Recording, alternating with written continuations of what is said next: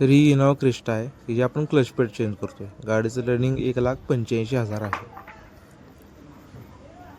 ही BS6 Innova Crysta आहे. त्यासाठी आपण ह्याची AW टॉकी पण सोडणार आहे आणि हा गिअरबॉक्स बाहेर घेणार. गिअरबॉक्स काढायच्या आधी ही 8 बोल्ट लिव्हरचे आहेत, गिअर लिव्हरचे आहे, ते आपण लिव्हर पण सोडणार आहे. तर ही लिव्हर आपण एका लॉकमध्ये असते, ही लिव्हर आपण काढून घेतोय. लिव्हर काढून झाले आहेत आपले. आता आपण गिअरबॉक्स उतरवतोय. तर गिअरबॉक्स आपण काढून झाला आहे. हा याचा गिअरबॉक्स आहे आणि ही जी ओल्ड क्लच पेड आहे ती आपण बदलतोय. आणि हा गिअरबॉक्ससाठी काढण्यासाठी एवढं मटेरियल आपल्याला खोलावं लागतं. फ्लायव्हीलला ही जुन्या क्लच पेडची सगळी पावडर आहे, ही आता आपण क्लीन करून घेतोय. ती क्लच पेड पूर्ण जळल्यामुळं ही सगळी पावडर जमा झाली. आता आपण पूर्ण क्लीन करून बसवतो.